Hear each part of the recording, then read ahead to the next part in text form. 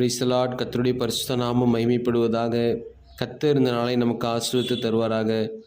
இந்த நாளிலும் ஆண்டவர் கொடுத்த வசனம் சங்கீதம் 5:8. கர்த்தாவே, என் சத்துருக்களின் நிமித்தம் என்னை உம்முடைய நீதியிலே நடத்தி எனக்கு முன்பாக உம்முடைய வழியை செவைப்படுத்தும். அல்லேலூயா. தாவீது ஜெபித்த ஒரு ஜெபத்தை இங்கே பார்க்கிறோம். கர்த்தாவே, என் சத்துருக்களின் நிமித்தம் என்னை உம்முடைய நீதியிலே நடத்தி எனக்கு முன்பாக உம்முடைய வழியை செவைப்படுத்தும் ஜெபிக்கிறார். அப்ப ஆண்டவரே, ஒவ்வொரு நாளும் என்னை நீதியில நடத்துங்கப்பா, என்னை நீதியின் பாதையில நடத்துங்கப்பான்னு அவர் என்ன செய்தாரு? ஜெபித்தார். ஏன்னா சத்துருக்கள் நமக்கு விரோதமா இருக்கிறாங்க. இப்ப நம்ம நீதியில நடக்கல, நம்ம இடறி போயிட்டோம் அப்படின்னா யாருடைய உள்ள மகிழும்? சத்துருடைய உள்ளம் மகிழும். விழுந்து போனா, இடறி போனான்னு சொல்லி சத்துரு மிகவும் சந்தோஷப்படும். ஆனா நம்முடைய ஆண்டவர் நம்மை நிலைநிறுத்துகிற தேவனாய் இருக்கிறார். அல்லேலூயா. அவர் நீதியின் பாதையில நம்மை நடத்தி நித்திய ஜீவனை பெற்றுக்கொள்ள நமக்கு உதவி செய்வார். அது மாத்திரமல்ல, எனக்கு முன்பாக உம்முடைய வழியை செவைப்படுத்தும் என்று ஜெபிக்கிறார். அவன் போகிற பாதைகளில் நமக்கு பல தடைகளை சத்துரு கொண்டு வருகிறவனா இருக்கிறான். நம்ம முன்னேறக்கூடாதபடிக்கு அன்றைக்கு எரிகோ ஒரு தடையாக இருந்தது போல இஸ்ரவேல் ஜனங்களுக்கு முன்பாக எரிகோ அந்த வாக்குத்தத்த தேசத்தை சுதந்திரிக்கக்கூடாதபடிக்கு அடைப்பட்டிருந்தது என்று சொல்லப்பட்டிருக்கிறது. அதுபோல் நமக்கு தடைகளை சத்துரு வச்சிருப்பான். ஆனால் கர்த்தர் நமக்கு ஒரு வாக்குத்தத்தத்தை கொடுக்குறாரு. ஏசாயா 43ஆம் அதிகாரத்தில் 42ஆம் அதிகாரம் 16ஆம் வசனத்தில் பாருங்க. குருடரை அவர்கள் அறியாத வழியில் நடத்தி அவர்களுக்கு தெரியாத பாதைகளில் அவர்களை அழைத்து கொண்டு வந்து அவர்களுக்கு முன்பாக இருளை வெளிச்சமும் கோணலை செவ்வையும் ஆக்குவேன். இந்த காரியங்களை நான் அவர்களுக்கு செய்து அவர்களை கைவிடாதிருப்பேன் என்றார். அல்லேலூயா. நம்ம குருடர்களை போல இருந்தாலும் கூட கர்த்தர் நமக்கு முன்பாக போய் என்ன செய்வாராம்?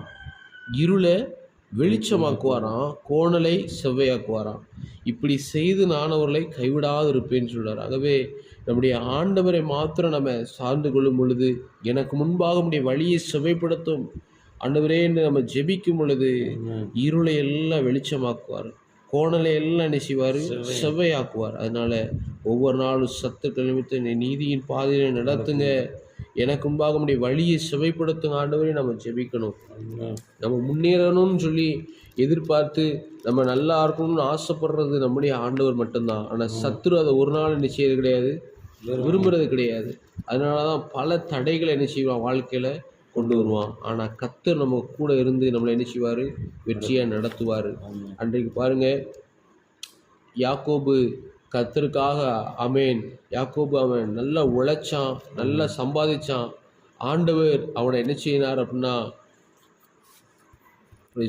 அவனை மாமனாரோடு இணைந்து வேலை செய்து பல ஆடு மாடுகள் எல்லாத்தையும் சம்பாதித்த பின்பு ஆண்டவர் ஆதியாகமம் 31:3 யாக்கோபை நோக்கி, உன் பிதாக்களுடைய தேசத்திற்கும் உன் இனத்தாரிடத்துக்கும் நீ திரும்பி போ, நான் உன்னோடு இருப்பேன் என்றார். இப்போ உடனே யாக்கோபு என்ன செய்கிறாரு?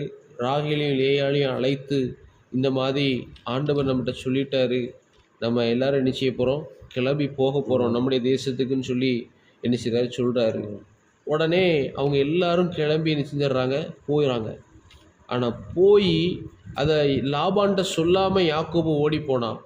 அப்படி போன போதிலும் கூட லாபான் என்ன செய்யறான் அப்படின்னு கேட்டிங்கன்னா, நம்மளை விட்டுட்டு போயிட்டானே அப்படின்னு சொல்லிட்டு அவனுக்கு ஒரு தீமை செய்யணும்னு நினைக்கும் போது ஆண்டவர் என்ன செய்கிறார் அப்படின்னு கேட்டிங்கன்னா, ஆதியாகமம் 31:24 அன்று ராத்திரி தேவன் லாபானுக்கு சொப்பனத்திலே தோன்றி, நீ யாக்கோபோடு நன்மையே அன்றி தீமை ஒன்றும் பேசாதபடிக்கு எச்சரிக்கையாயிரு அப்படின்னு சொல்லி ஆண்டவர் அவனை எச்சரித்தார். அல்லேலூயா. அதனால அவன் என்ன செஞ்சான்? திரும்பி அவங்கள தொடர்ந்து வந்து சொல்கிறான். மறுபடியும் 29 வசனத்தில், நான் உங்களுக்கு பொல்லாப்பு செய்ய எனக்கு வல்லமை உண்டு, ஆகிலும் உங்கள் தேவன், உங்கள் தகப்பனுடைய தேவன், நீ யாக்கோபோடு நன்மையை அன்றி தீமை ஒன்றும் பேசாதபடிக்கு எச்சரிக்கையாயிரு என்று என்னோடு ராத்திரி என்னோடு சொன்னார்னு சொல்கிறான். இப்போ பாருங்க, இப்போ போகிற பிரயாணத்தை தடுக்கணும்னு சொல்லி சாத்தான் என்ன செய்கிறான்? லாபானுக்குள்ள ஒரு சிந்தையை கொண்டு வரான். ஆனால் கர்த்தர் சொப்பனத்தில் தோன்றி, நீ அவன் கூட தீமையை அன்றி என்ன செய்யாத, நன்மையை அன்றி தீமை என்று என்ன செய்யாத செய்யாதுன்னு சொல்லி எச்சரித்தார். வழியை சுகப்படுத்தினார்.